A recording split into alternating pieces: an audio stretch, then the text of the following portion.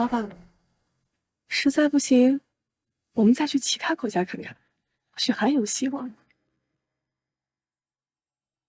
抱歉，钱先生，跟着检查结果来看，您最多还有3个月的时间。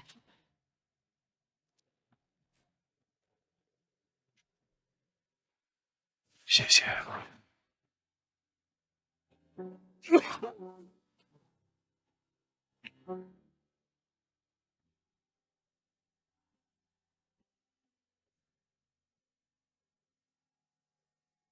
对了，自己的身体，我自己知道。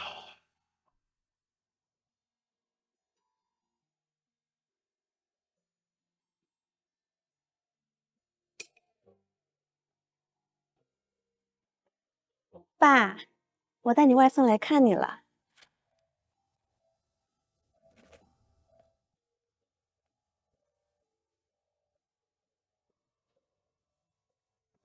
哎呦，小宝，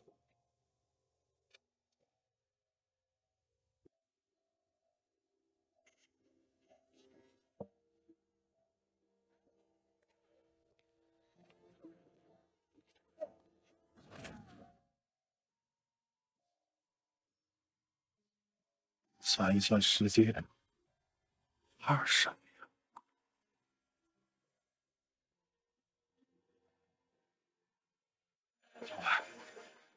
准备一下，我们回国。老板，您的意思是？金陵集团不能群龙无首。本台消息，江海市首富秦江北即将回国，首富回国的目的究竟是什么？请跟着本台记者一起探究。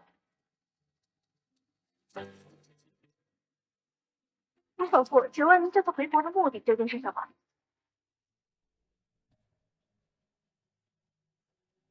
老板娘，秦首富怎么跟你长得这么像啊？我这次回来是要弥补一下当年的遗憾。什么？秦荣，我听好了，还是那句话，无论你跪多久，只要跟姓陈的那个废物结婚，你就没有了爸。爸，你为什么就是不能成全我和陈飞呀？你都配不上你，可配不上我们金家。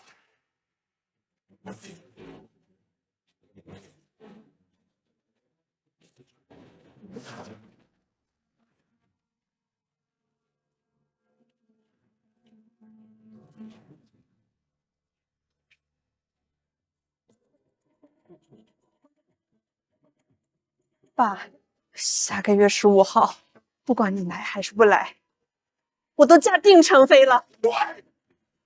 永远别回秦家，我没了这个女儿。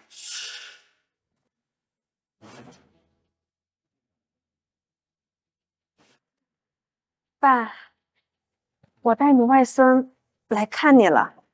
米伦，我记得我跟你说过，你如果跟陈飞那个废物结婚，我就没你这个女儿。可没有这个小废物做我的外孙。爸，他可是你的亲外孙，你怎么能这么说他？对，不想再看他，更不想看他的小畜生。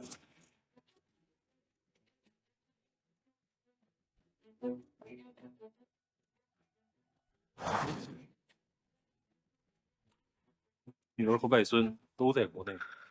哎，老板娘，老板娘，发什么呆呀你？你是认识首富啊？是，人家可是首富，我哪能认识呀？啊，回来了。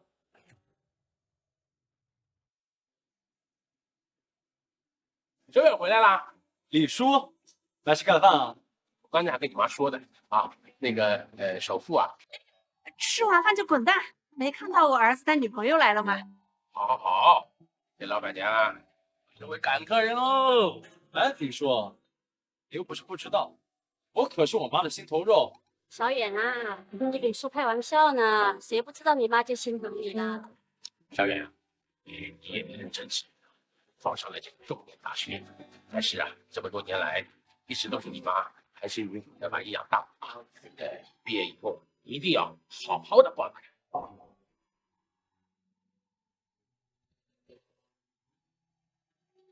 李叔，还有各位街坊，我一定会。行了，你们就别给我儿子上压力了。小月，今天怎么有时间跟小月一块儿来了？阿姨，我还不是这个小馋猫想吃您煮的面了。好，好，好，只要小月想吃，阿姨什么面都可以给你做。你呢，想吃什么呀？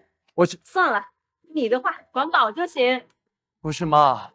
到底谁才是你亲生的？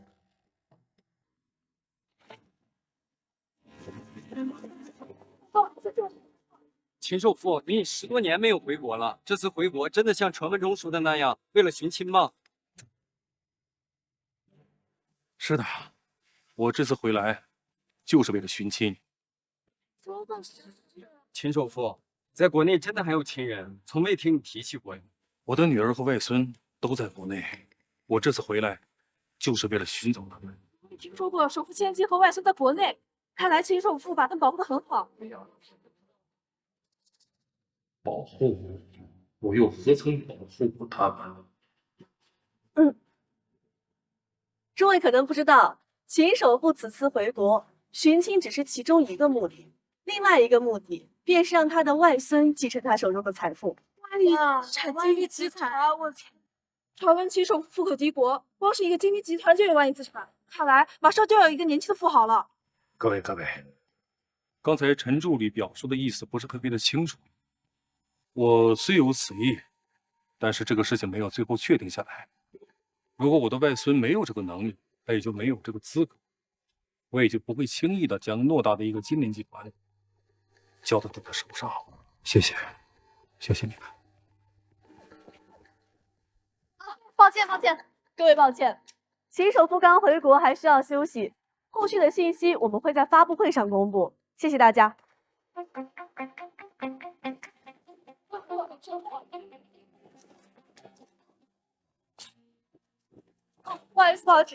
不好意思。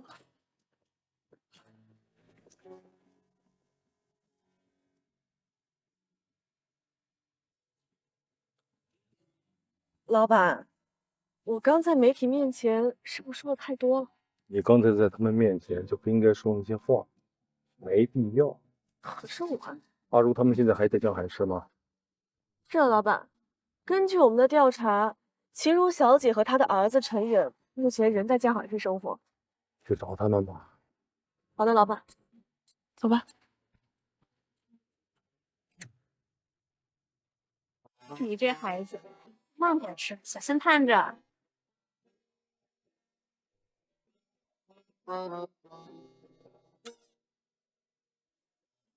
楚月，你好歹也是个富家千金，你吃起饭来狼狈不样的，没人给你抢。你这臭小子怎么说话呢？人家小月难得来一次，多吃点怎么了？就是啊，还不是阿姨的面做的太好吃了。我上次吃完，心里就一直想着，你小子学学人家小月说话多好听啊！小月呀，以后你什么时候想吃就随时过来，不用刻意等着臭小子一起。陈远家里虽不如我家有钱，但却非常温馨。唉。我什么时候和我爸平辈也能这样教育就好了。阿姨，以后我一定经常来打扰。好孩子，阿姨随时欢迎你。哎，富家千金，既然你这么喜欢我妈做的面，不如以后你天天来，我分享。谁让你来呀？我自己来就行了。那行吧，那等你说的，到时候别反悔。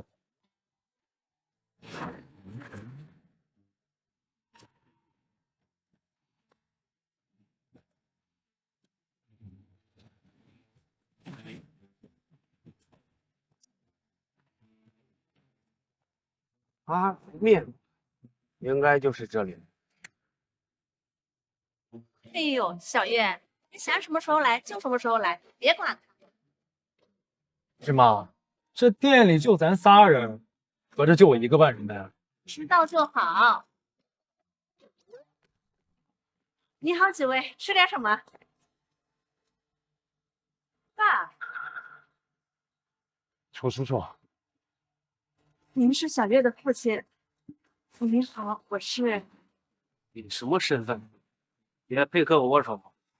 爸，你干什么呀？怎么干什么？我好像跟你说过，让你赶紧跟这小子断干净。你可是我楚山海的，更是楚家的小姐。像这种草根穷光蛋，配不上，更配不上我们楚家。今天刚好杨少爷来了，就当着面见了。嘿嘿，来上。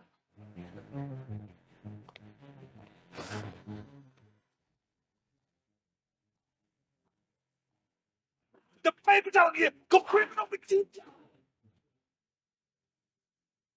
不行，你不能让小月也经历过我之前淫乱的事情。小月他爸对你可能有点误会。你这是一破开饭店的，这里没你说话的资格。啊，你没事吧？没事。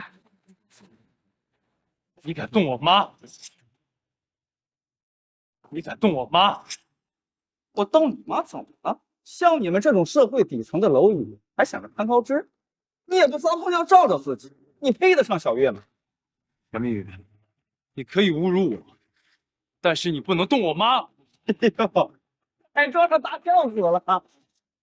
就你们这种穷酸家庭，给老子提鞋都不配。你以为你有几个臭钱就了不起啊？告诉你，钱能买来尊严，但是买不来人心。人心？我的天，真是笑死个人了！你们这种人，不配你尊严。杨明宇，你够了！告诉你，我不会跟你在一起的。陈远也不是你口中说的那样，凭着自己的努力考上大学，在全校他也是系里的第1名。小月，都这种时候了，你还帮着小子说话呢？你怕是忘了自己是什么身份吗？像他这种高校毕业生，毕业了之后，也只会是咱们这些人的天选牛马。你闭嘴！我相信陈远他一定会有出息的。读书啊，或许会使人变得有钱，但绝对不会让人脱胎换骨。就他这样子的，穷极一生，也赶不上你我两家这样的高度了。杨明宇，你除了靠你爹，你还有什么本事？如果没有你爹，你站在这里的资格都没有。说什么？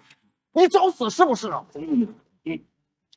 这个杨少说的没错呀，这小子就算以后变得很厉害，那也是以后的事情。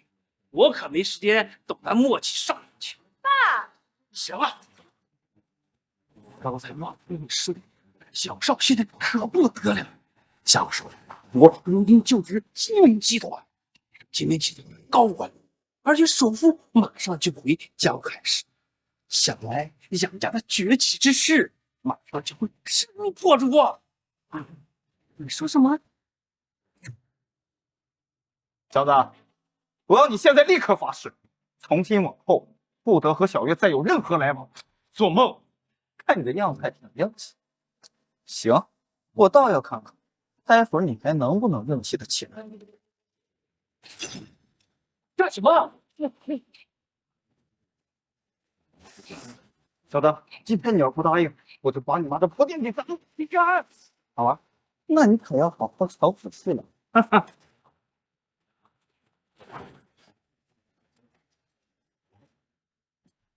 哈哈哈哈哈！喏，怎么了？你心脏不舒服啊？怎么不去死啊？你就是个王八蛋！爸，你为什么这样？你明明知道杨明宇是什么人，你怎么还帮着他欺负陈远？小月，你懂什么呀？杨少他是什么身份？而这个陈远又是什么身份啊？你跟了陈远，只会毁了你自己。爸，你眼里只有利益，根本没有我的感受。告诉你，我绝对不会跟他在一起的。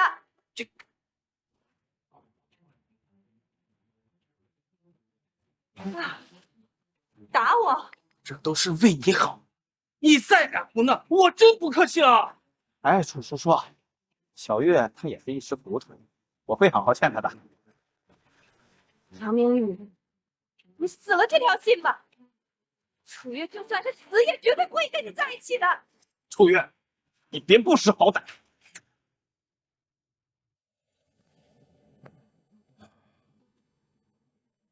这么多年，我真的是个混蛋。老板，你是等不及了吧？你之前在媒体面前乱说话，我还没说你，你现在又……哎呀，老板，你就别装了。我从15岁那年就一直跟着你了，我还能不知道你吗？你呀，就是刀子嘴豆腐心，心里面明明一直挂念着秦如小姐和小远少爷，还要装作无所谓的样子。别乱说。老板，虽然我没有见过秦如小姐和小远少爷，但我想，应该没有人希望自己的父亲、外公是一个冷冰冰的人。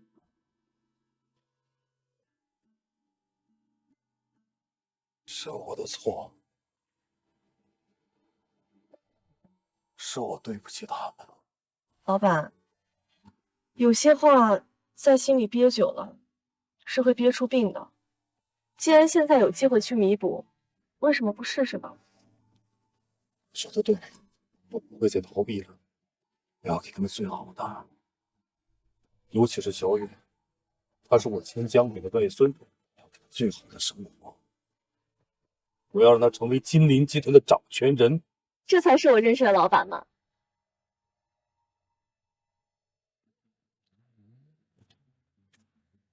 老板，大小姐的饭店到了。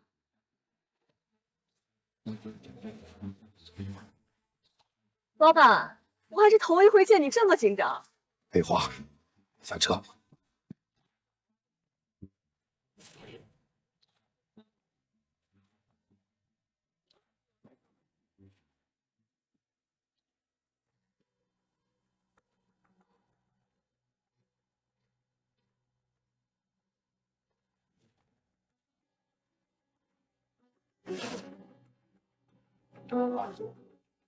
小蕊，我来了。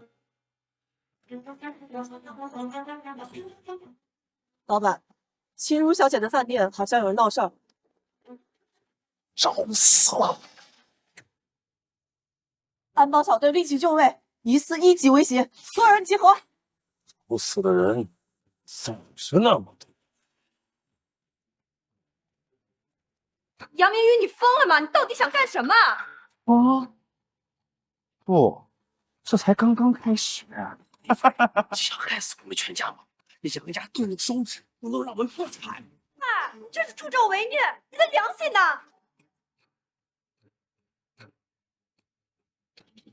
你知道吗？得你这种穷，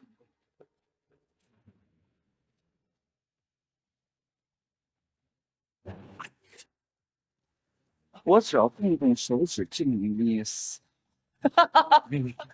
我弄死你！有意思，真有意思。我看看是你的脑袋硬，还是我的皮子硬？不要！谁敢动我的外孙？松开！少爷，你没事吧？少爷，好东西，我劝你不要多管闲事，否则当心我把你的老零件全给你拆了。切，你居然敢打我！再敢出言不逊，就不是打你这么简单了。老子长这么大，还是第一次有人敢跟我这么说。给我把这个女人拿下，把杜鹃养上来。我劝你们最好不是惹我。呀！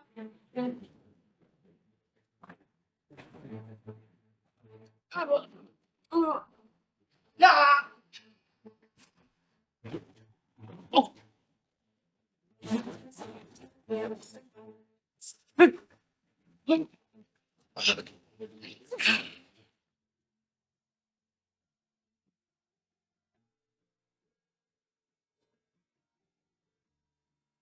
啊，他是不是？他真的是我外公。阿如，阿如，你来干什么？我干嘛呢？世上就当老子不存在是吧？你们这些穷鬼啊，就是恶心。姓陈的，你妈要是想找，就找个身体硬朗点的。就这么一个病殃的老头子，怎么了？是准备把人家熬死，好继承家业吗？放肆！张嘴！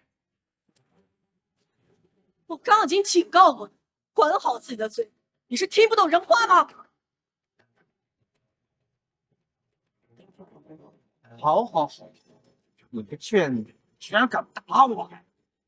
还有你们一家子，都他妈给老子等着，是他们也不要好过！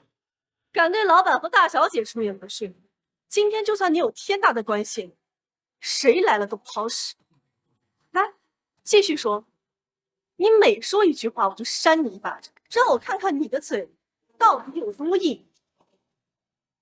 这老头究竟什么事？怎么看着眼熟啊？陈远，你没事吧？你有没有受伤？我没事儿，放心吧。这样，你疯了！你真是疯了！竟然敢打杨少！你知道他是谁吗？我刚就看你们顺眼，你不说话，我还差点把你给漏了。等等，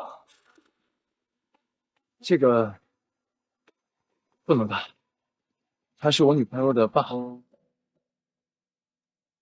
是小远的吧？陈远，我今天过来就是想让你和楚月分开，并没想把事情搞得太过严重。但是现在看来，这个事情不能善了了。杨少的大伯是金陵集团的高层，他的身份你们根本就动不了。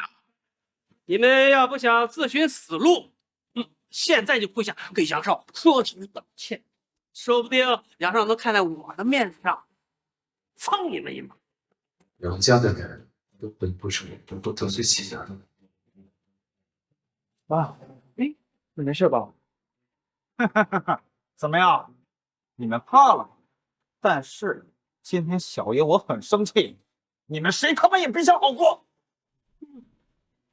老板，你这个没把人管好呀！手下人的亲戚，连自己家小少爷都敢欺。看外公的样子，这些年在国外应该过得不错。金陵集团势力庞大，不能因为自己的事让外公陷入麻烦。是谁？干什么？外公，金陵集团势力太大了，事情是因为我而起，不能连累你。事情由我自己解决。站住！外公，小远，既然我在这里，事情就必须要你来做主。你是我外孙，我不会让你受欺负的。今天倒要看看，谁敢动我外孙，一根头发！叫人啊！我让你叫人！你现在马上打电话给你那个什么金陵集团的什么大伯，把他给我叫过来！老东西，我没听错，你再说一遍。老板让你叫你就叫，少废话。哈哈哈！既然你们找死了，那就成全你们吧。你们给我打住！所以事情恐怕要闹大了，我担心外公他。陈远，你别担心，所有事情我们一起面对。阿荣，这些年对不起你们。对不起，一句对不起就能弥补你这些年对我和小远的不管和不满。我知道这些年对你们亏欠很多，我想弥补，我想重新回到你们的生活当中。弥补？觉得现在说这些还有用吗？我知道你有怨气，我也不指望你现在马上就能原谅我，但我请求你给我们一个机会，让我找回那个小月。动作都给我麻利点，董事长马上就到国内，你们把公司都给我收拾好，把我们的精神面貌展现出来，别给我丢人。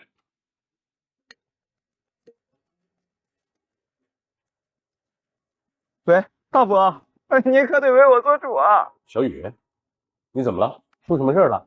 大伯，在阿如餐馆，我被人给打了，我都报了你的名号了，可他们连理都不理。哎，放话说，就算是你来了，他们也照样收拾我。说什么？这谁这么大胆子，在江海市居然敢欺负我们杨家人？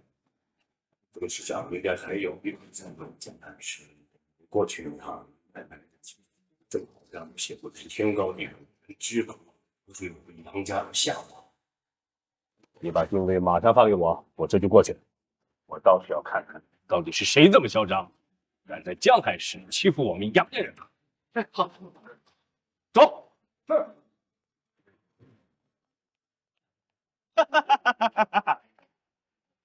贱人，我大伯他马上就要来了，到时候等他一到，我看你们还嚣不嚣张？我倒要看看你那个大伯到底有多大能耐。姓陈的，到时候等我大伯一来，我不仅让你妈这个破饭店开不了，我要让你连学也上不了。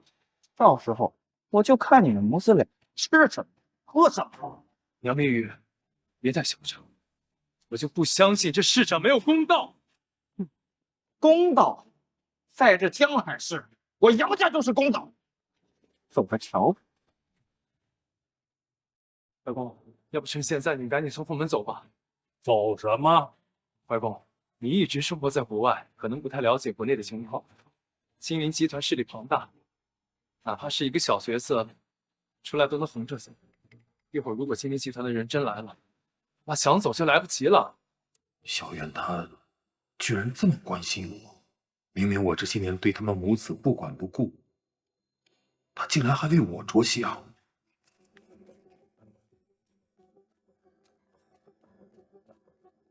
行，吵死了！秦茹，管不管孩子？你要是不管，就把那个小猪人扔出去！爸，你干嘛呀？小远他可是你的外孙哎，就让你看这么一会儿，你都不愿意吗？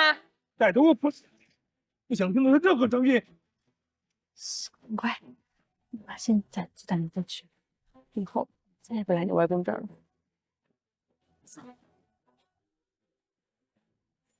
这些年，我这个当父亲、当外公的，到底都做了些什么呀？为什么当初会那么冷漠、那么无情？现在想要弥补，还来得及吗？外公，再不走就来不及了。老弟，你放心，今天谁来了都没有用。我既然已经回来了，就不会再让你和你妈妈受委屈。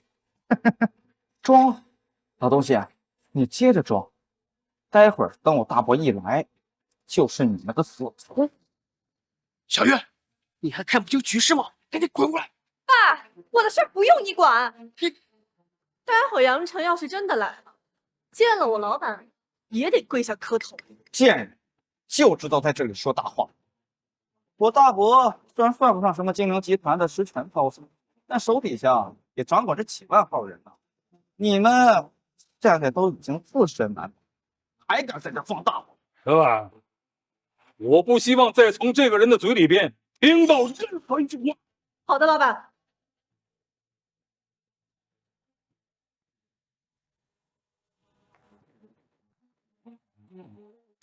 自觉点儿，嘴巴张开。你要干嘛？干什么？当然是把你的牙齿一颗一颗敲掉喽！给我住手！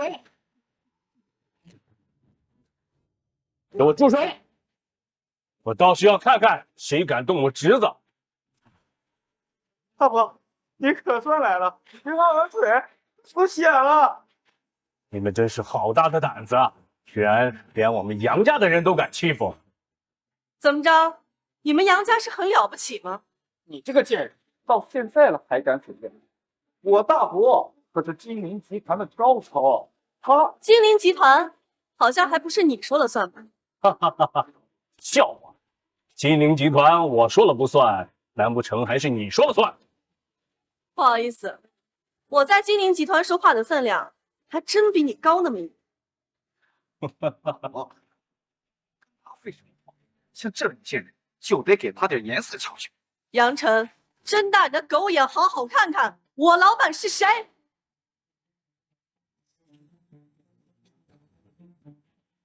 董事长？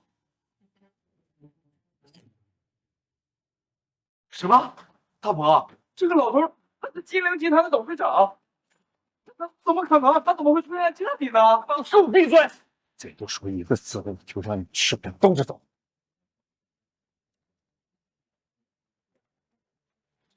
董事长，都怪我管教无方，这个混账东西才冲撞了您。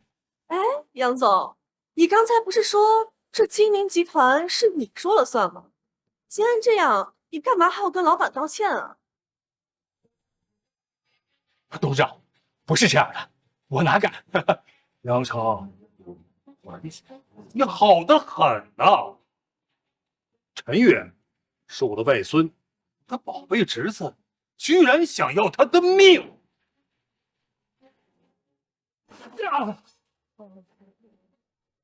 董事长，误会，这是个天大的误会。这个混账东西，他就是嘴贱，他哪敢？董事长真是动了真火了，该死的，让命运这个蠢货，真是害死我了！你这个蠢货，成事不足败事有余。你知不知道你闯了多大的祸？你知不知道你差点害死咱们全家？外公是金陵集团董事长，难怪他一直对他对这么什么。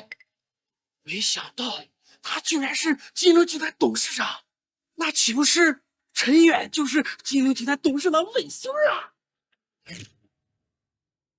够了，董事长，金陵集团庙小，供不下你这尊大佛。董事长，我错了，我求求您再给我一次机会吧，我保证不会再犯了。我给你5秒钟，你马上和你的宝贝侄子立马从我的眼前消失，就不是从我的金陵集团被除名的情况了。我要让你们杨家从这个世上消失。完了，彻底完了。怎么着？老板说的话是没听明白吗？明白，听明白。你还愣着干什么？赶快走吧！老板，你向来杀伐果断，这不是你的行事风格。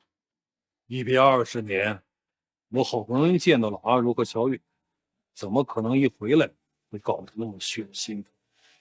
你还说你不在乎他们？在乎有什么用？我看看人家愿不愿意原谅我。阿如，我知道你现在心里还记恨我，但是我这次回来是想让小雨继承金陵集团。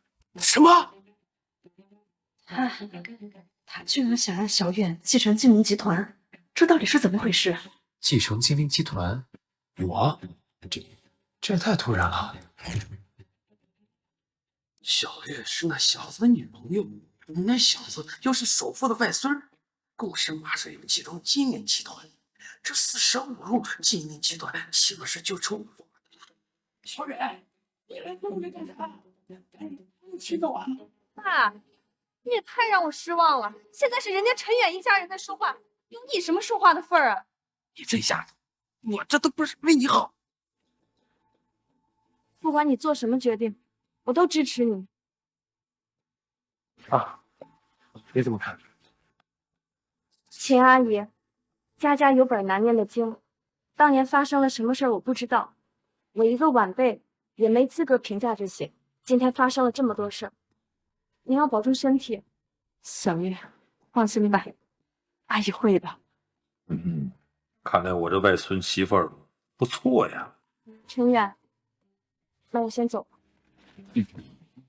我再去找你。这丫头倒是个明白人。秦董，刚才的事情我也大概了解了经过。哎，你看有什么地方需要我能帮得着的呀？你现在不走，是等着让我请你吗？对，我这就走，这就走。我是不会让小远继承金陵集团。什么？可是如果小远不能够去继承金陵集团，那我找谁来做继承人呢？金陵集团需要有继承人的呀。那是你的事儿。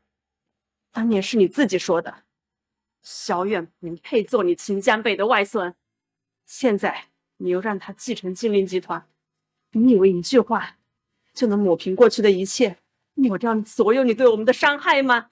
我当年的话真的伤得这么深吗？可现在我已经没有时间了。老板，现在大小姐正没气头上，反正我已经回来了，还是要从长计议。这太急，只会让大小姐更加忍。可是我的时间真的是所剩无几了，金陵集团真的是需要继承，而小远任何时间需要。行了，这俩也说不了。阿如，我希望你能够替小远考虑一下未来，不要因为我们之前的那些恩怨遮蔽了你的双眼。为小远的未来考虑。你当年抛弃我们的时候，怎么没有考虑我和小远的未来呢？现在你老了，回来了，你又想让小远继承金陵集团，你以为这样就能弥补你所有的过错吗？是，都是我的错，所以我才想弥补你们。弥补？你拿什么弥补？你缺席了小远的成长，你缺席了我最需要你的时候。你现在一句弥补，就想让一切回到原点吗？秦江北，你太自私了。是，我是自私，可金陵集团受一生的心血，我不想让它落入他人之手。小远是我唯一的外孙，也是金陵集团唯一的继承人。秦江北，你听好了，小远是我的儿子，我不会让他成为你利益的牺牲品。金陵集团是你的执念，不是他的。我不想让他背负你的包袱，更不想让他走你的老路。这个事情，你再考虑考虑好吗？先走吧。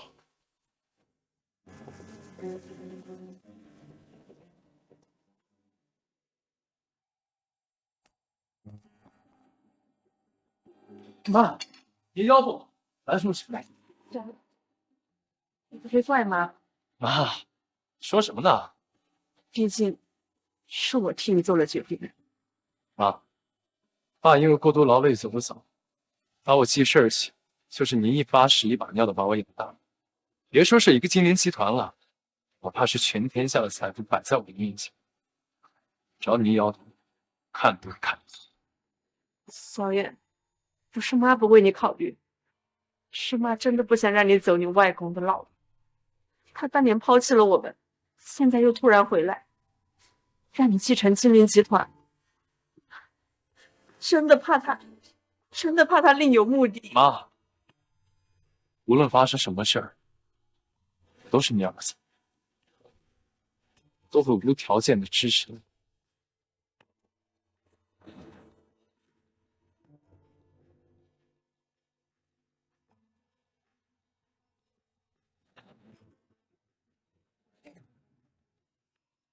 来来来，小月在楼上房间呢。谢谢叔叔，不打扰您妈妈。不打扰，不打扰。你能来我家，真是蓬荜生辉啊！小玉，一直在念叨你呢。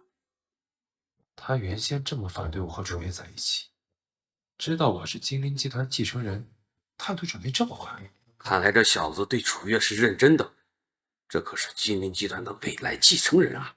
我们家楚月真是有福气。你直接上楼找他吧，我就不打扰你们了。谢谢叔叔。来，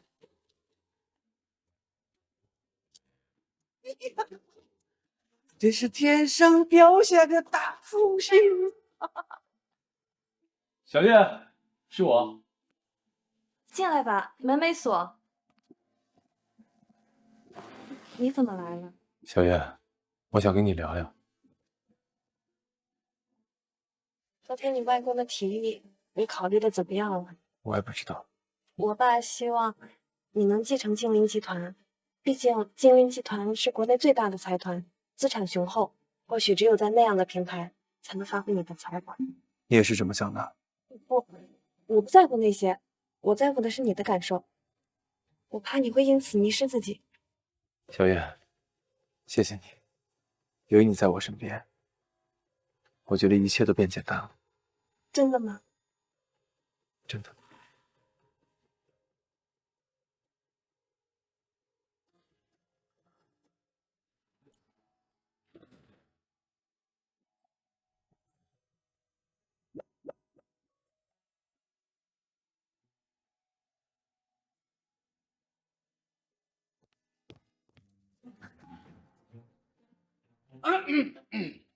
小远啊，要不要晚上留下来一起吃个晚饭？爸，你干什么呀？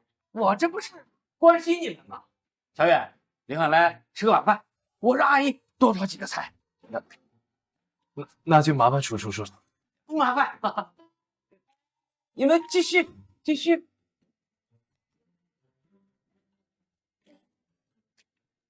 我爸真是的，你别介意啊。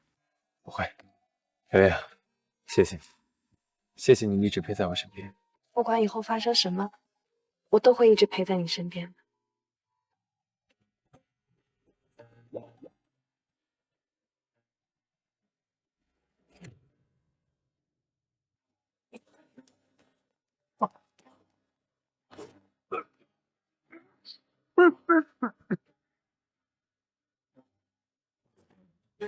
老板，我这就给你联系专家，不能再拖了。啊，你这是干什么？仔细的身体我知道，找了那么多专家都束手无策，现在那有什么办法？可是，老板，你难道就打算这样放弃吗？现在的当务之急是让小远尽快的进入到金陵集团。现在咱给他少出一些障碍，如果不在他再进入到集团，有很多人是要付出这个。老板，你昨天也看到了，大小姐那边态度非常坚决，除非你亲自将病情告诉她，否则这……不行！为什么？老板，你到底在顾虑什么？阿如现在对我心里只有埋怨和憎恨。我在这个时候告诉他病情，我担心。老板，你和大小姐心中明明都有对方，为什么你就不能放下那所谓的骄傲？难道你就不想在最后的这段时光，大小姐能陪在你身边？想啊，怎么能不想？如果真的有那么一天，我就算是被埋在土里边，我脸上都是带着微笑。可我不想呀，阿如，她是可怜我才。老板，你们是父女，这天底下就没有父女解不开的矛盾。何况你当年只是偏激了一些，我要是没猜错的话，当年陈先生出事儿，你没少在暗中帮忙调查，而且陈先生的葬礼不是也回来了吗？你怎么知道？我跟着你这么多年，你真的以为我什么都不知道吗？你当年虽然表面上冷漠，但私底下却一直在偷偷调查陈先生的死因，甚至不惜动用金陵集团的力量。陈先生的葬礼上，你站在远处，偷偷看了大小姐和小雨少爷一眼。你以为没人发现，但我看到了，心中你那么在乎他们，为什么要把自己伪装的这么冷漠？我只是不知道如何去面对他们。当年受我伤害的他们，我现在怎么可能有资格去求得他们原谅？老板，放下你的骄傲吧。大小姐和小远少爷需要的是你真诚的道歉，而不是自以为是的承诺。你难道想带着遗憾离开吗？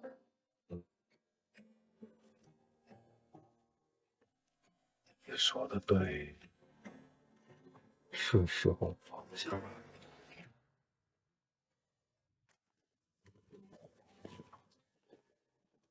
陈远，这些药应该够阿姨喝一阵子了。回去我帮你煎药，你一个人忙不过来。小月，谢谢你。这段时间要不是你，我真不知道该怎么办。傻瓜，你的事儿就是我的事儿，而且阿姨对我这么好，我也想为她做点什么。也不知道我妈这么多年的腰伤什么时候才能治好。看着我妈天天这么痛苦，我心里很难受。陈远，你别着急，阿姨的病一定会慢慢好起来的。我们不是一直在找最好的医生和药材吗？只要我们不放弃，就一定有希望。小月，有你在我身边，我就会很安心。你知道吗？每次我遇到困难的时候，只要想到你还在我身边，我就觉得一切都不是问题。我也是，陈远，我们一起努力，不仅是为了阿姨，也为了我们未来的家。好，那等我妈病好了，我们就结婚，好不好？我想给你一个家。好，我等你。陈远，也许我们是不是该试着化解一下阿姨和外公的矛盾？毕竟他们都是你最亲的人，而且阿姨的病如果有外公的帮助，或许会更好。我也想过这个问题，但是我妈对外公怨恨已深，这么多年了，也一直不原谅外公。或许我们可以先从外公入手，我看得出来他对阿姨的感情很深，只是不知道该怎么表达。也许我们可以让外公主动示好，慢慢化解阿姨心里的心病。对呀，小月，太聪明了吧？那当然了，光夸我可不行，你得好好奖励我。好，你说什么都行。等妈病好了，就去旅游，只有我们两个人，好好享受一下咱们的二人世界。那就一言为定，不许反悔。哎，那不是外公的助理，他怎么会在这儿？这个陈助理身体看着也没有问题，怎么突然出现在医院，而且还很着急的样子？走，你过去看看。好。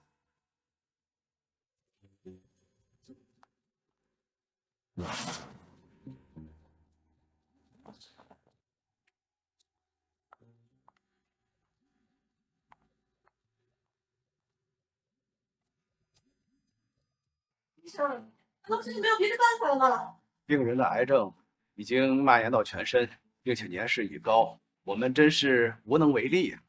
我建议早点通知病人家属，让其在不到3个月的时间内好好陪陪病人。陈远，他们口中的病人，该不会是你外公吧？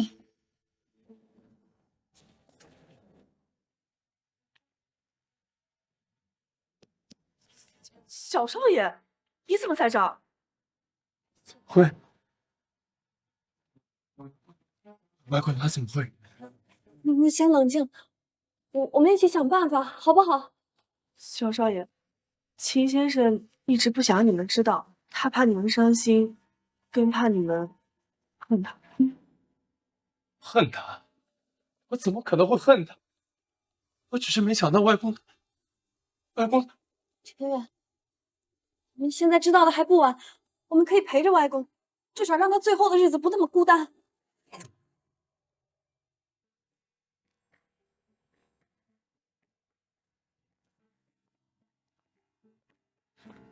小少爷，对不起，都怪我没有照顾好老板。什么时候发现的1年前， 1年前，为什么没有告诉我和我妈？老板怕你们伤心，所以就……他死了，我妈就不会伤心了吗？哎呀，你冷静点。陈助理，对不起，是我情绪失控了。老板要是知道小少爷为了他情绪这么激动，肯定会非常开心。只可惜这份温情来得太晚了。去大医院看了吗？在国外的时候，已经找国外的专家看了，所有的结果全部都是一致的，因此怎么回事？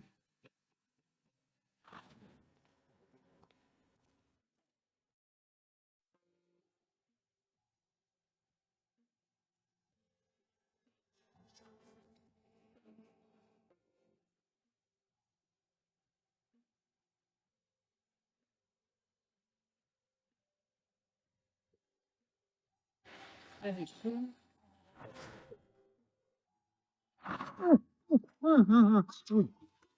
吵，别吵，别吵！我的天啊！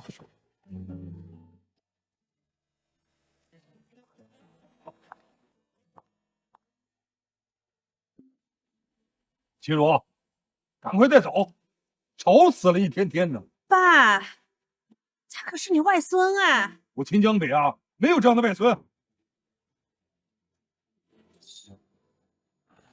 男人50多岁了，还随身带着糖果呢。陈远，你别太难过。其实外公他一直都很在意你的。温如莲，命令我先拿走了。小少爷，对不起，只能用这种方式告诉你。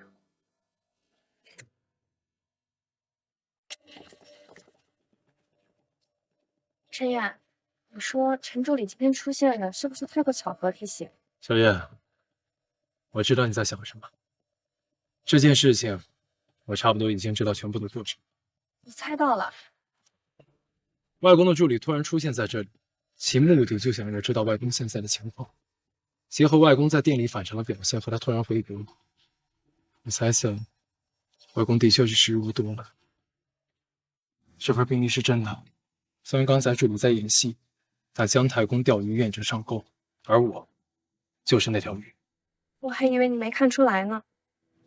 小月，我知道你在担心什么，但有些事情我必须要面对。那你打算怎么做？把这件事情告诉我妈，她有权利知道一切。妈，我把药给你取回来了。小月也来了，阿姨去给你煮面。妈，别忙活了，我有事跟你说。什么事儿呀？我要去金陵集团。你说什么？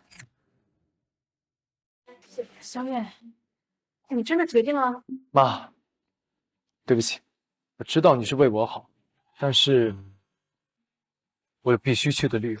什么理由啊？妈，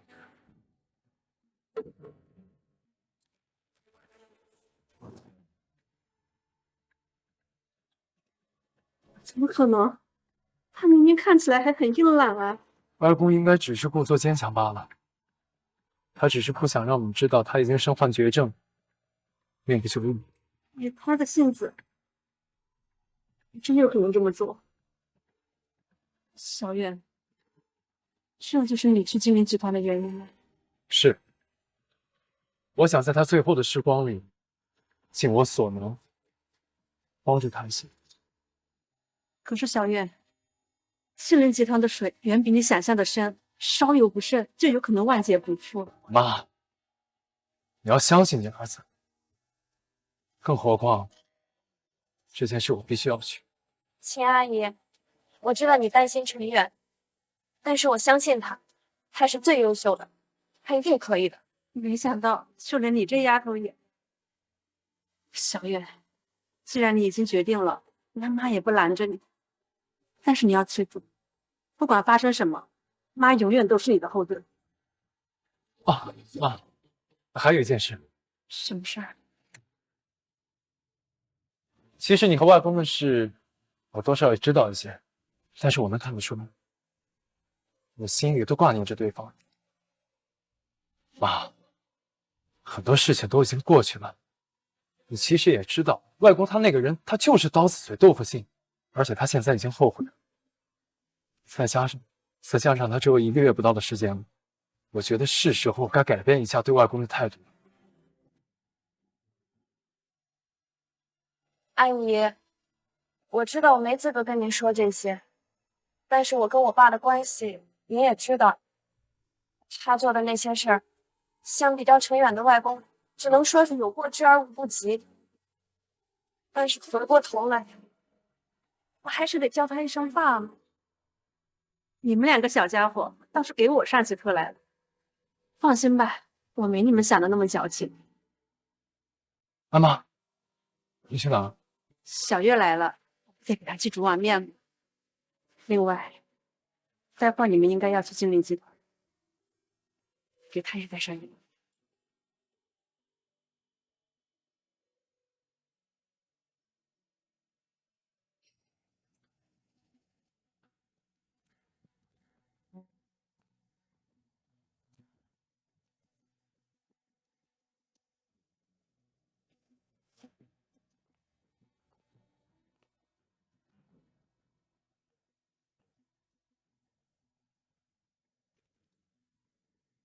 你来干什么呀？楚叔叔，我是来见楚月的，我有话想对他说。找楚月，就凭你，你癞蛤蟆想吃天鹅肉，你也不看看自己什么身份，你能配上我女儿？楚叔叔，我是真心喜欢楚月的，我会对她好，请您给我一次机会。别废话了啊！像你这种人，连我楚家的门槛都不会踩，赶紧给我滚蛋，别脏了我的门！楚山海，你凭什么这么对我？你不过就是一个势利眼，你的眼里只有钱和地位。势利眼！我楚山河能站在今天这个位置，就是能看清你这种没用的东西。你连给我女儿提鞋都不配，赶紧给我走！别让我再见着你！楚山海，你给我等着，迟早有一天我会让你后悔的。嘿！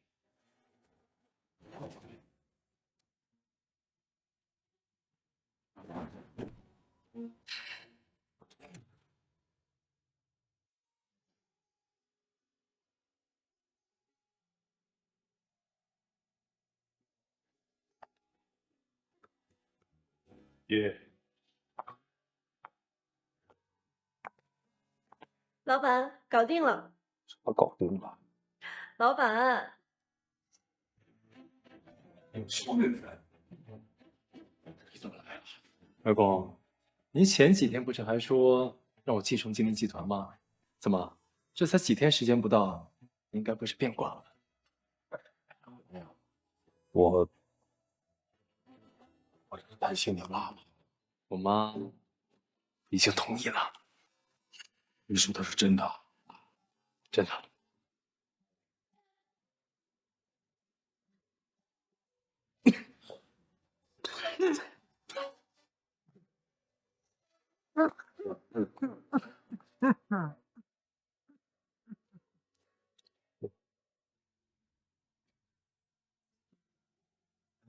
小茹，爸，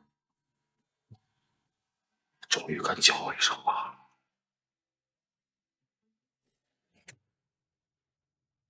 你怎么来了？都这么多年过去了，你还是喜欢把什么事情都憋在肚子里吗？大茹，我当年陈飞的葬礼上，我看到一个熟悉的身影，我一直不敢去想那个人是不是你。要不是刚才在楼下陈助理告诉我，你还要瞒我到什么时候？哎呀，老板，我这不是也是为你着想吗？再说了，大小姐有权利知道当年发生的事情，包括实际上你后来已经认可了陈先生，又包括陈先生因为车祸去世，你在背后调查的种种。行了行了，你不要再说了。为什么不让他说？大茹，陈助理不说的话，我永远都不会知道。当年那个一口一声说我丈夫是废物的父亲，竟然在我丈夫死之后嚎啕大哭，一个人喝了2斤的白酒。你是金陵集团的董事长，在外人面前，你可以刀枪不入，但是你是我的父亲，是小远的外公。我们希望的是，你在我们面前能够卸下所有的防备。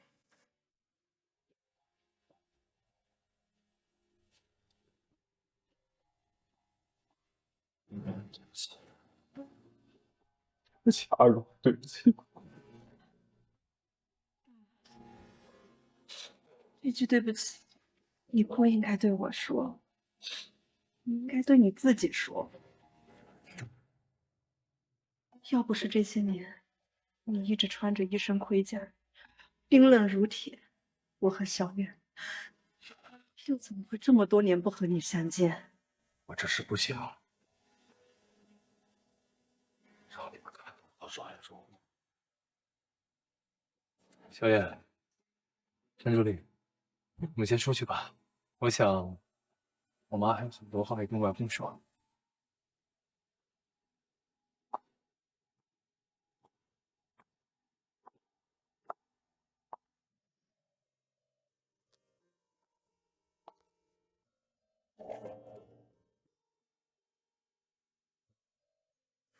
小少爷，你真的做好准备接手金陵集团了？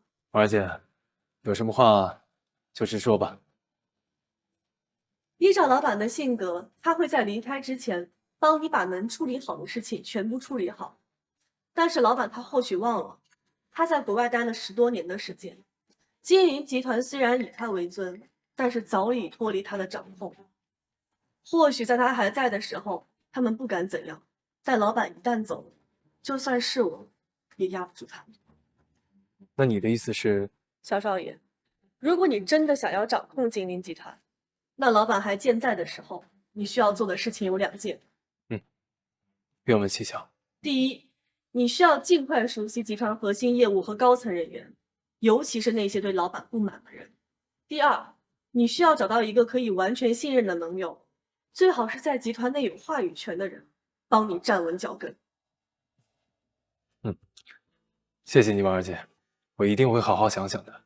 小少爷，我相信你一定能做到的，毕竟你是老板的外孙，也是他唯一的继承人。金陵集团资产超万亿，下面的员工更是数10万计，你一个人单枪匹马肯定不行。那不是还婉儿姐你吗？只有我们2个，也还是不够。那你的意思是？你至少需要一个完全信任且各方面能力都非常出色的人。这些年我一直沉浸学业，上哪去找这样的？小少爷，有时候当局者迷，这个人远在天边，近在眼前。楚小姐可是个大才女，可是我……小月，我相信你可以的，我们一起，一定能行。那好，我一定全力帮你。小月，谢谢你，这都是我应该做的。今天是你第1天去公司报道，你外公呢肯定会当着所有人的面介绍你的身份，别紧张。妈，高考的时候都没听你跟我说那么多。那能一样吗？高考对你来说手拿把掐，但是去金陵集团可是你的第1次。妈，我这不是还有小月吗？小月啊，那小远这边就都靠你看着了。阿姨，你放心吧，陈远他又努力又聪明，哪怕去了金陵集团，也一样可以发挥出色。而且昨天婉儿姐也提点过我了。那太好了，你们可要跟陈助理搞好关系。之前你外公那边的很多事情都是陈助理帮忙打点的。你别看他年龄小。好了好了，妈，再说下去耳朵都要长茧子了。那我和小月先走了。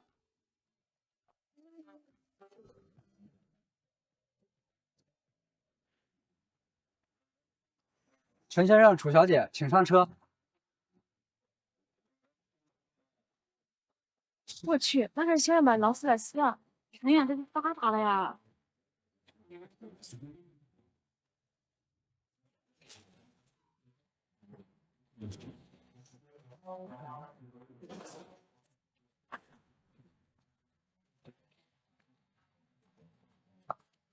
小少爷、楚小姐，欢迎。婉儿姐，你怎么还亲自来迎接呀？从今天开始，你就是金陵集团的代理董事长了。要不是怕你脸皮薄呀，我非得把公司那些高层喊上列队欢迎你。谢谢。行了，进去吧，大家都在等着了。这边。听说了吗？今天董事长要把公司交接给他的外孙。他的心得放一放，跟实际理念相同，带一点社会阅历就可以。这样的人如何能扛得起我们金陵集团的大旗？金陵集团说白了就是他们秦家的家族企业，人家要交接，你还管得着？反正啊，如果是老董事长，我认我听；但如果换成一个乳臭未干的毛头小子，那就别怪我和他唱反调了。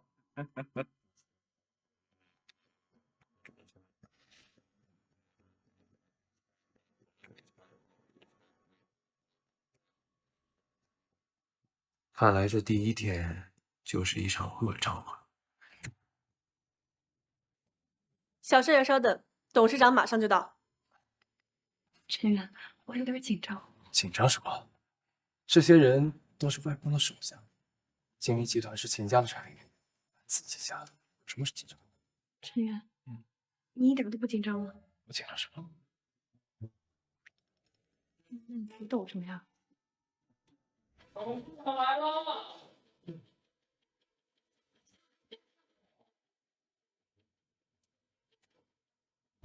妈，来，外公，坐吧。都到齐了吧？开会。江北啊，今天这个会议是专程为你外孙子准备的吧？他叫袁野，是公司副董事长，股东之一，也算是你外公的老对头。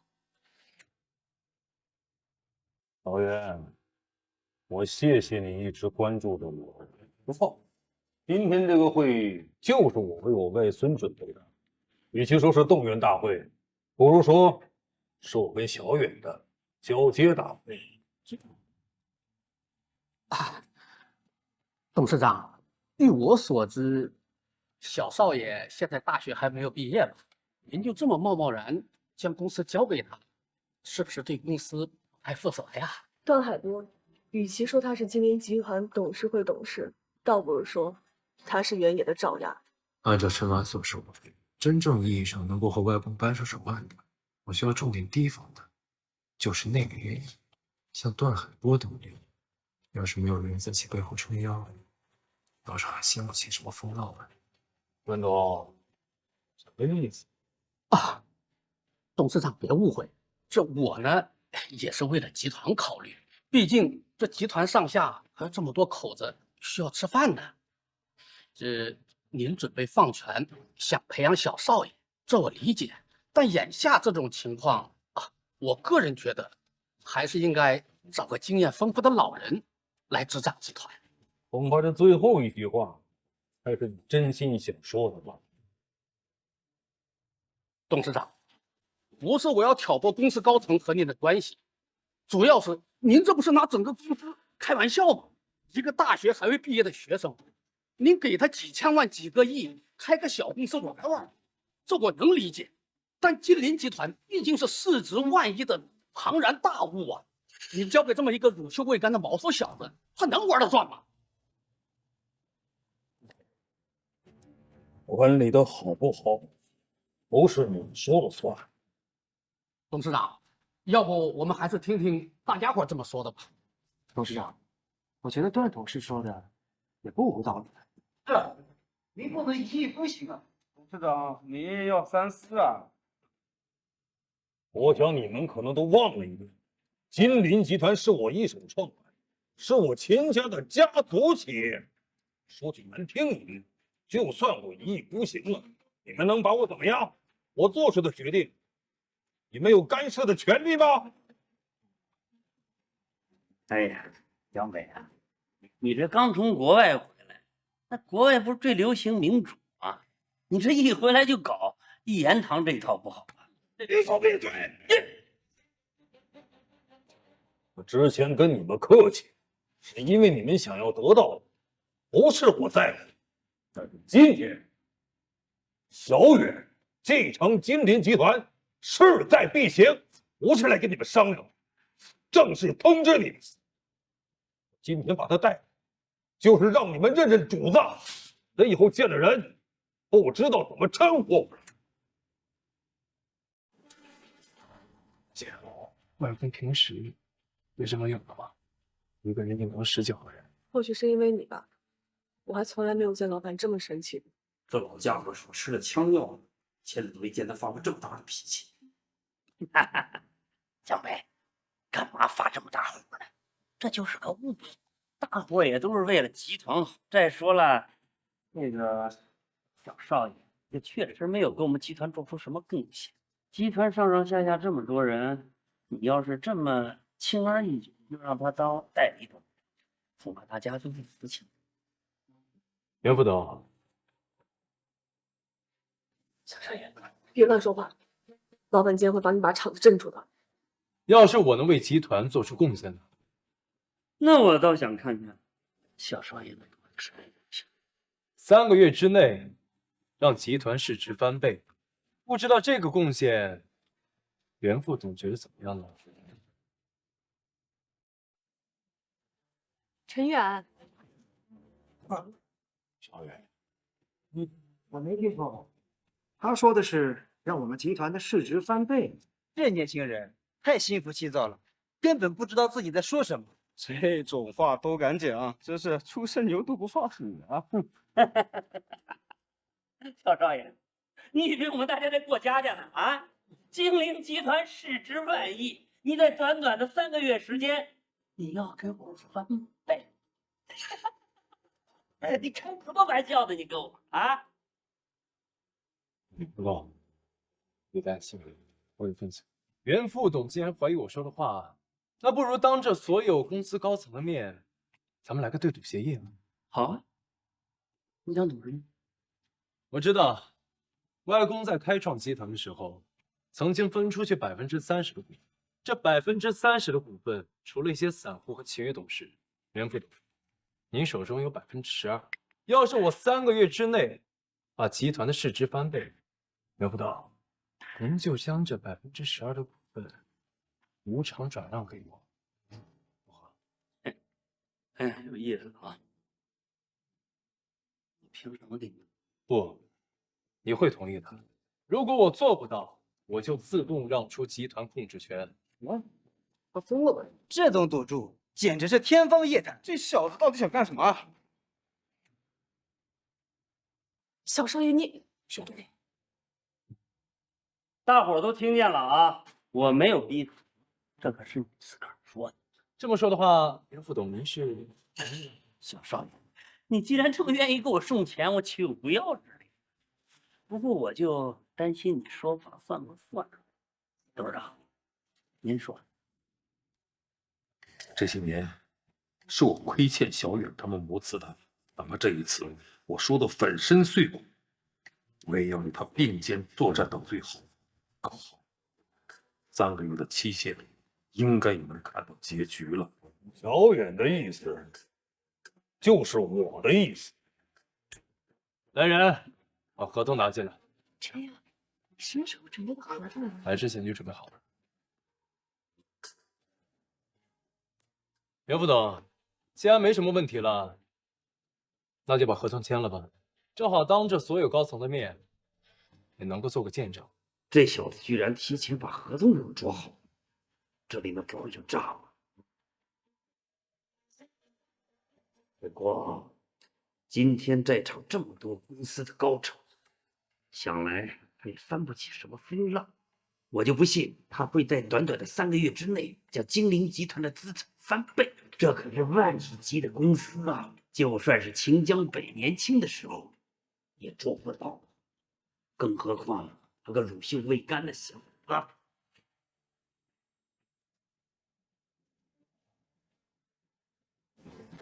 了，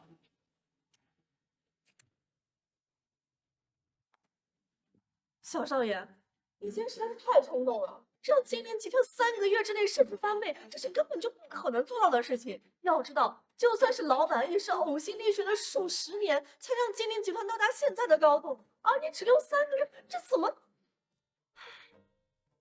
小远，你能不能跟我说一下你的计划，我帮你分析一下。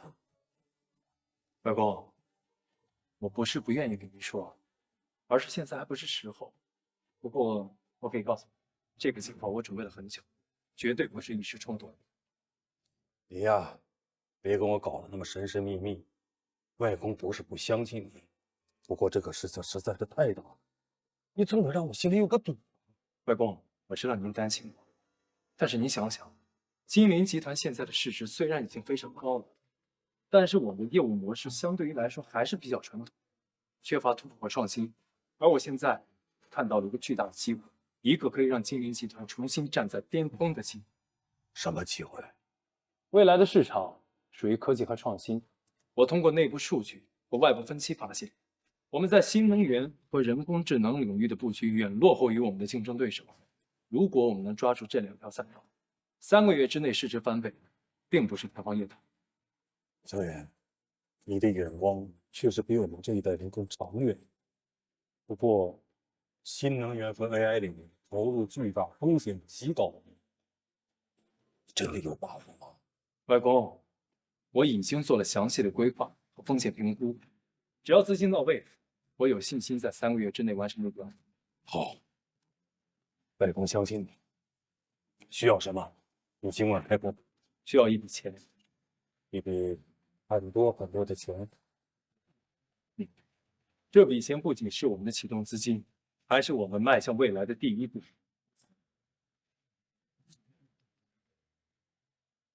哈哈哈哈哈！袁董，这下你可是赚大了。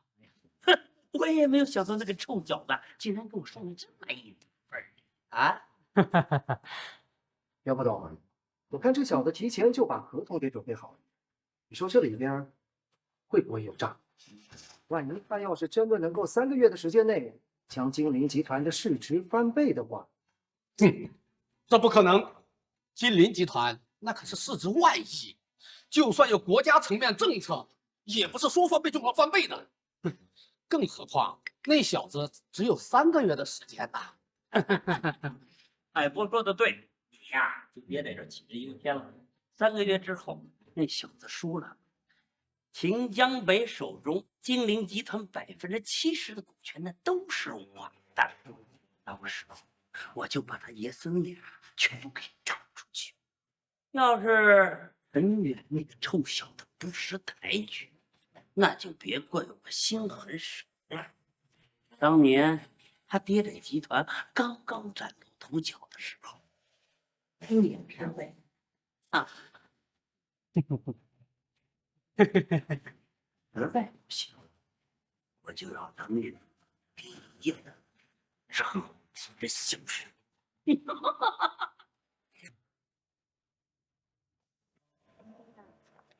让我会错了，这件事儿实在闹得太大了。我输了，我外公这辈子的心血可就全部白费了。怎么，连你也不相信？我相信你，只是这次的风险实在太大了，你真的有把握吗？外公时间不多了，我也怎么能做出让他失望的事情？可是你到底打算怎么做呀？现在赌约在即，你又管外公要了那么多钱，按照婉儿姐的意思，你快把外公的私房钱都掏空了。小燕，能帮我个忙吗？什么忙？很简单，让你爸把我们集团准备大举进军新能源和人工智能的消息放出去。现在不是还没开始吗？现在放消息是不是有点太早了？山人自有妙计。喂，爸。这批烂东西不是开玩笑的时候。喂，爸，陈远让你把金陵集团准备大举进军新能源和 AI 的消息放出去。对，就是这样，你按照陈远说的做吧。陈远，你别乱动。小燕，我什么时候跟你开玩笑？你到底想干嘛？我只是想告诉你，无论发生什么事，我都会一直陪着你。你认真的。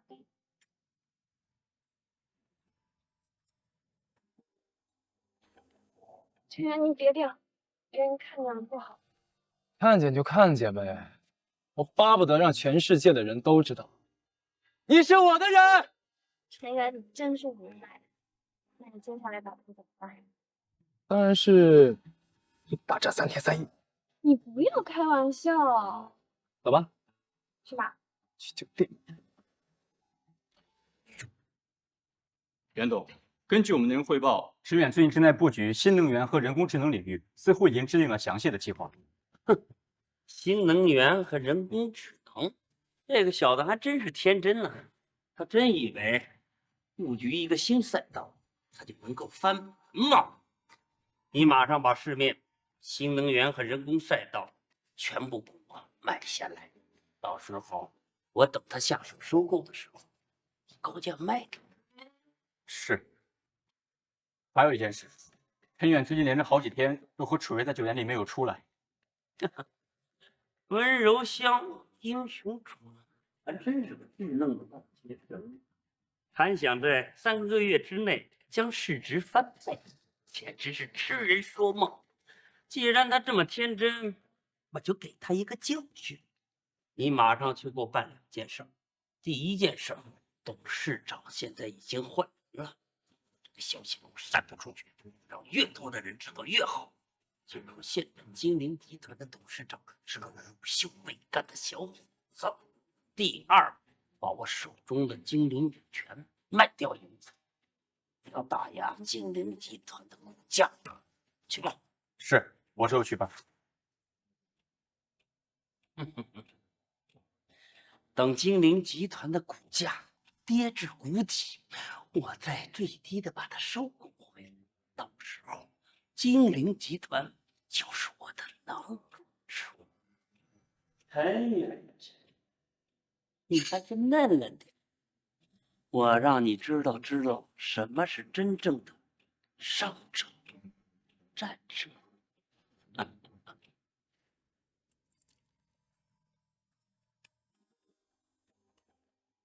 你已经连续工作好多天了，休息一下吧。谢谢你，小月。不过现在时间紧迫，我必须要尽快完成一下这些计划。可是你身体要紧啊，而且我总觉得原野在暗中谋划着什么，他一定不会轻易放过我们的。放心吧，我早就料到他会有所动作。他越是得意，就越容易露出破绽。所以你是故意放出消息的？没错。我故意让他以为我沉迷于温柔乡里无法自拔，实际上我早就布好了局，等着他自投罗网。陈远，你也太厉害了！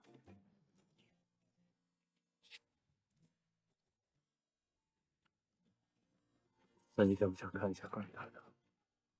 什么？坏死了！看来今天我要做一下纣王，好好犒劳一下我自己。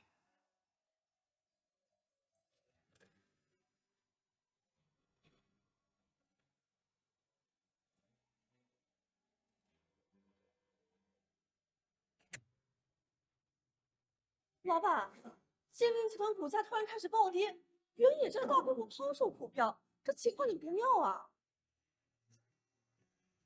在抛售股票。看来陈远这个小子已经开始行动了。您的意思是，这是陈远的计划？没错，我果然没有看错这个小子。他呀，这是在引援引，露出马脚。难怪陈远这几天一直没什么动静，原来是在等原野上钩啊！通知我们的海外财团，原野抛售的股票有多少收多少，绝对不能让他得逞。好，我这就去办。这个臭小子，人都给蒙了，说什么投资新能源和 AI， 全是胡说。不愧是我秦江北的外孙，有我当的风采。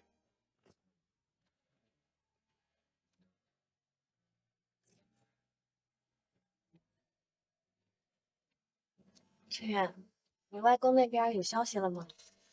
放心吧，外公已经收到我的信号，以他的手段，原野这次肯定要栽一个大跟头。信号？你是说精灵集团股票大跌的信号吗？没错，我故意让原野以为我沉迷于温柔乡，让他放松警惕。他果然上钩了，开始抛售股票。只要外公出手收购，我们就能一举扭转局面。陈远，你真是太厉害了，连原野这样的老狐狸都能被你耍得团团转。这还多需要你的配合，要不是你一直陪着我，才不会上当。我只是做了我该做的事。吃了一个闷亏，也肯定要消停一段时间。而我们就继续做爱做的事情。不要，我都快累死了。从昨天晚上就没消停，我到现在腰还疼。只有累死的牛，没有你画的甜。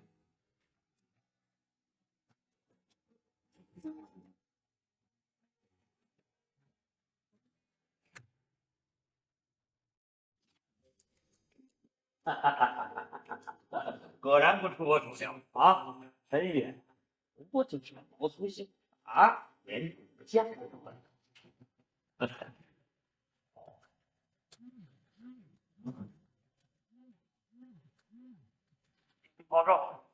多少抛多少，不要让金陵集团的股价跌至谷底。你家能讨厌？袁总，现在抛售的话，可能风险很大。怕什么？必须担保金陵集团的可变性。到时候，我就把它全部买回来。按我的话去做。是。陈远呀，陈远，你来来，我要让你知道什么是生姜饭是吗？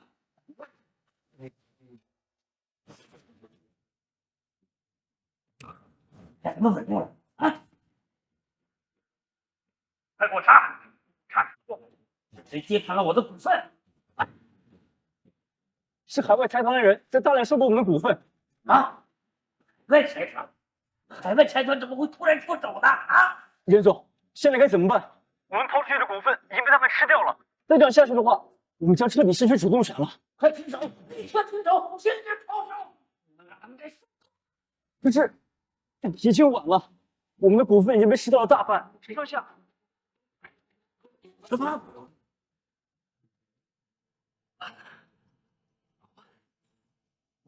我知道，江白，让你给算计了。袁总，我们是不是太小看这个陈远了？老爷的手法绝对不可能是陈远这个毛头小子搞的，一定是不死的秦江白。即使不说，你不得安宁。我不甘心，我不能就这么输了。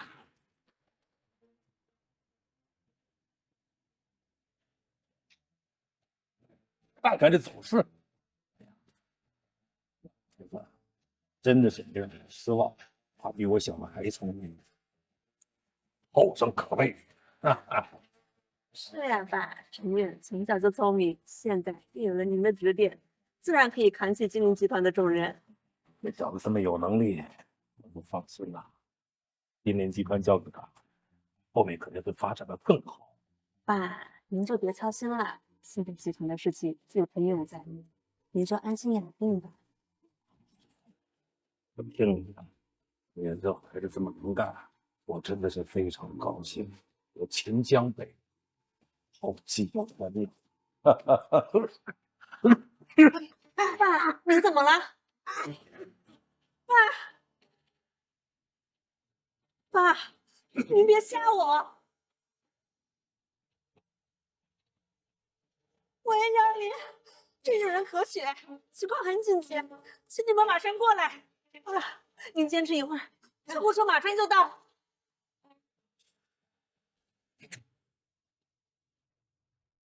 爸，您再喝一口，医生说您现在需要多补充营养。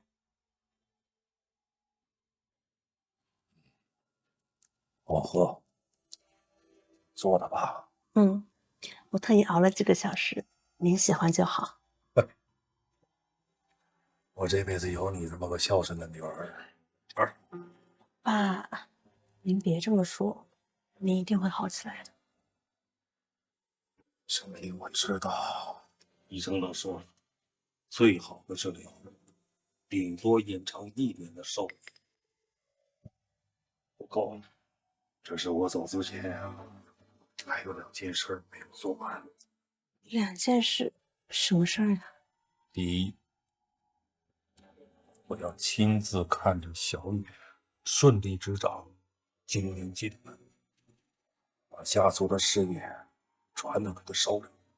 第二，我一定要查出陈飞的死因，给他一个交代。爸，您就别这么拼命了，这些事情交给我和陈远做就好，您安心养病，别操心这些了。你知道我这辈子最担心的就是你们。小远确实聪明，不过他毕竟年轻，需要我在背后给他指点。他爸爸的死因这么多年，一直是我的一个心结，我一定要亲自查清楚。您别这么说，你一定会好起来的。我们一家人还要一起过好多年呢。生老病死，人之常情，只不过是在我走之前，一定要把这2件事情做好，否则我放不下心。爸，我舍不得您走，您别走。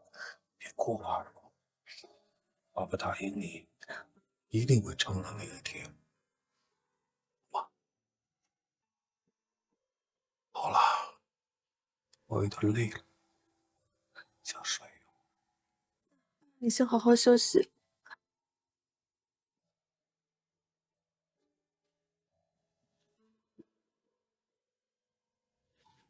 妈，外公他怎么样了？在休息。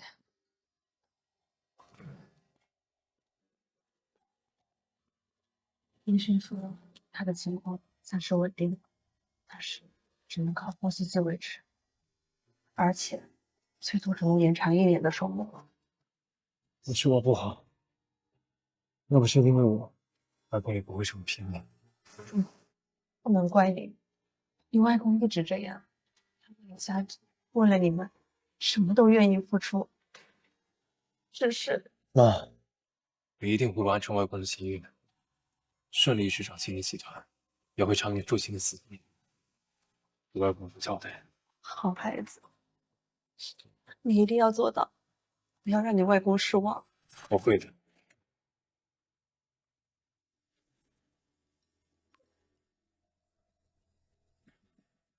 最新消息，金陵集团前董事长江北一名女士将言辞有发，江北的去世将对金陵集团的未来产生重大影响。你死了吗？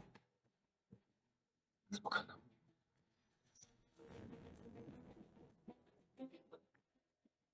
外公，您这是诈死啊！你想用这种方式来引出那些藏在暗处的敌人？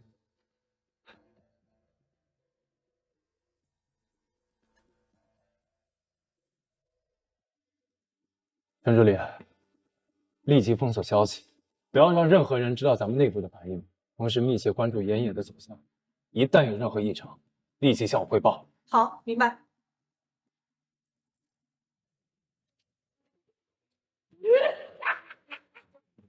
今生为这个老辈子，真是天助我也！陈远，你最大的靠山已经倒了，就凭你这个愣头青，能撑多久？一派涂地，你算是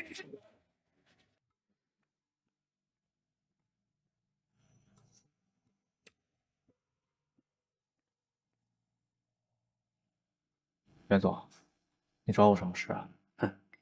我这人呢不喜欢兜圈子，咱们就开门见山再说吧。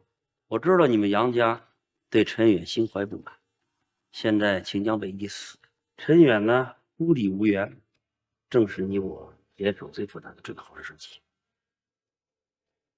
我要他死！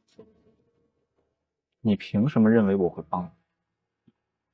这里有一张3个亿的支票，如果你同意的话，钱全是你。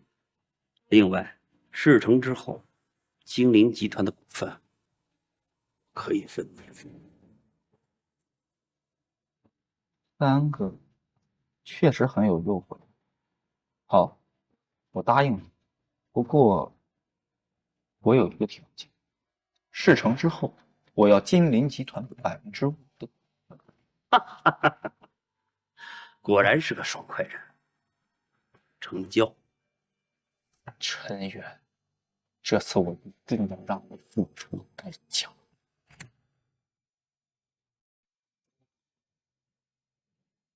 陈总，刚刚收到消息，原野开始大量抛售他手头上新能源和人工智能公司的股份。他终于撑不住了。陈远，原野花高价购入这么多股票，为什么突然抛售了？原野之前投资的那些公司，是以为我们金陵集团会接盘，但是我们迟迟没有动作。他的持有成本太高，现在只能割肉保手段。可是我们金陵集团不是没有打算投资新能源和人工智能吗？谁说没有？现在正是入场的时机。原来如此，陈董之前虚晃一枪，原来是为了让原野做炮灰啊！兵不厌诈，虚虚实实才是用兵之道。陈远，你果然老奸巨猾。哎，这词儿用的不太恰当啊。很恰当啊。小燕，立即安排人大量接手原野抛售的这些股票，记住，动作要快，不要给他任何放胆的机会。明白，我这就去安排。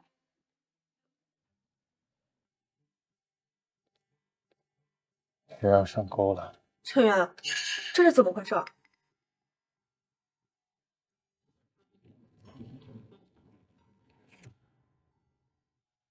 各位股东，今天把大家召集过来呢，是因为有一件非常重要的消息要宣布：秦江北去世了，陈远也在一次事故中不幸身亡。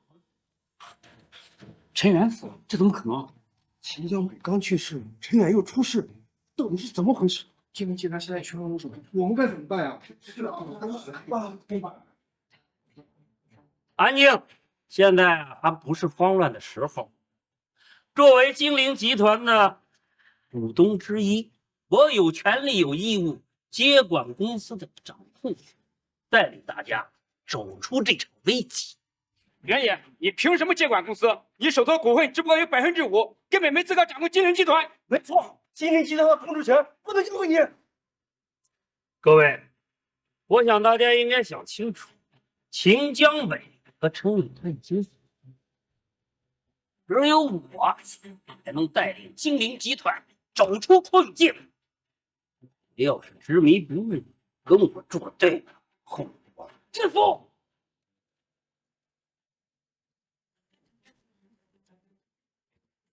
既然没人反对，从现在开始，我就是金陵集团的掌控人5%股份的掌权人，原野，你也太自信了。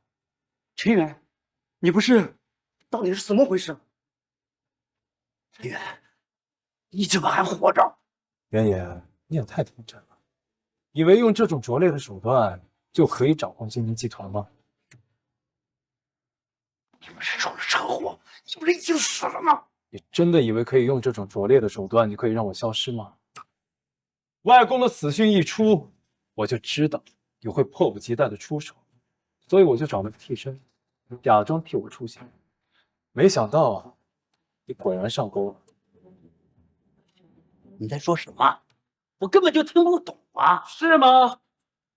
那你解释一下，为什么我去世的消息一出，你就迫不及待想要掌控集团？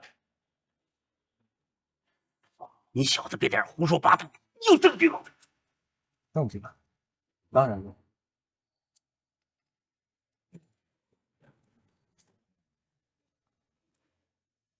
孙子怎么会知道？对不起，袁总，我们中计了，他们很早就埋伏好了。爷爷，现在你还有什么话要说？就算是这样，那又如何？就凭你们的一面之词，也想定老子的罪？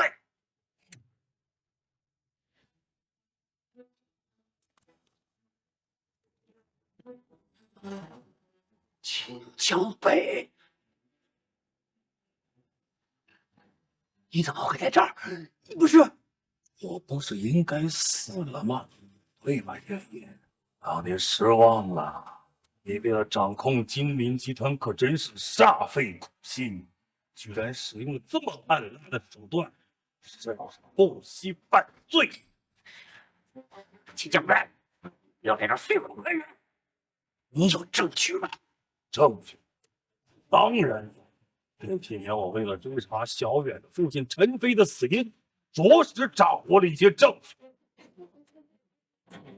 当年，为了掌控金陵集团，就是用同样的手段谋害了陈飞，迫不得已，为了保护秦如不死，只能骨肉分离。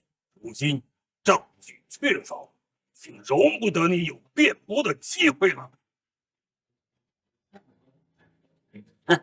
秦江北，要得意，你以为我输了吗？我是不会输的。你真以为你死了之后，这个窝囊废，他能撑得起金陵集团吗？白日做梦！告诉你，只有我能带领金陵集团走向辉煌，能让金陵集团壮大起来。就是有我进去，我还有儿子，我儿子就要掌控金陵集团。小子们，你笑什么？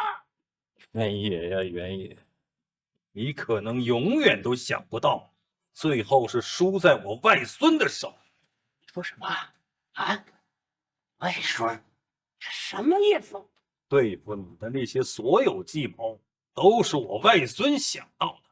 你那5%的股份已经被冻结，你在外面投资的那些新能源和 AI 公司，只不过是金陵集团的嫁衣。现在劝你还是好好的替你儿子想想，欠银行的那30几个亿应该怎么还？原野，这就是你的报应。你为了掌控金陵集团不择手段，现在真相大白，你已经无处可逃了。你们在骗我，这不是真的，我不信，我不信。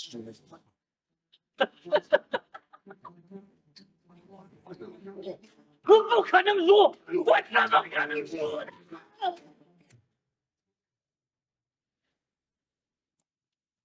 原野，以虚假谋杀、商业诈骗等多项罪名，请带走。你才是金陵集团的掌控人，你抓错人了，抓错人了，不能这么对我，不能这么对我。陈远，陈远，求求你们放过我，我都是被他胁迫的，我真的没有想要害你们啊！你还是等着法律的审判吧。陈远，我抄你赌了。陈飞，我找回来了，报仇。大哥，董事长，你怎么了？董事长，快叫救护车！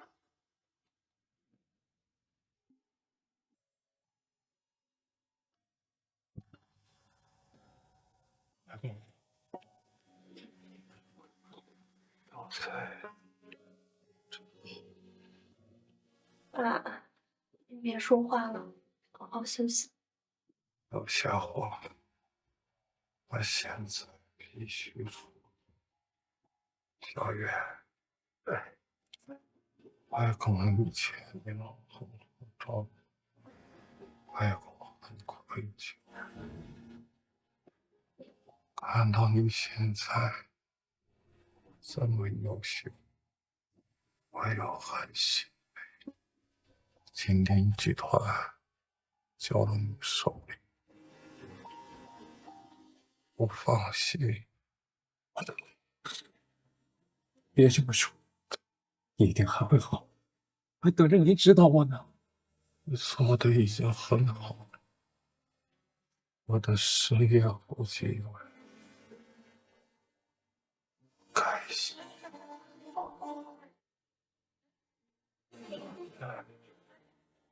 谢谢你一直陪着小月，以后你们要相亲相爱，相互。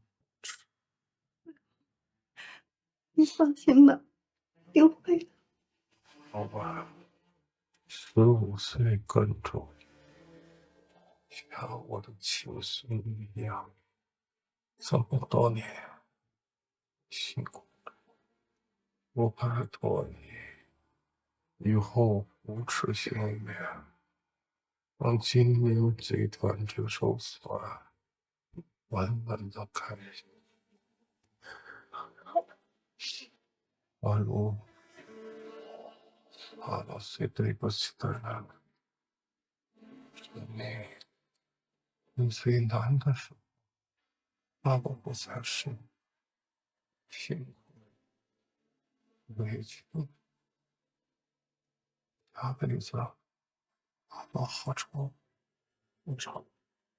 爸，你别这么说，你是我最敬重的人，我从来没有怪过你。我虽然没有都照顾好你，们的每个人都过得很好。我请教来，心安理所。陈飞，女婿啊，爸爸做了很多事情，为了孩子们，是我的错。我过来亲自给你道歉。对呀，爸爸。来了。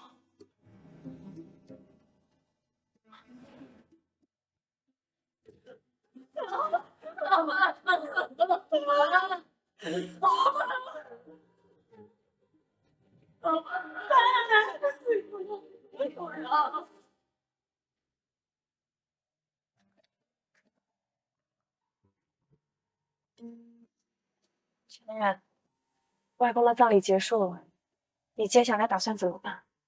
外公生前的愿望就是让我接手金陵集团，我一定会继续带着金陵集团走下去，把它变得越来越强大。你放心，不管你做什么决定，我都会一直陪着你的，我们一起努力。小月，谢谢。有你在我身边，我什么都不怕。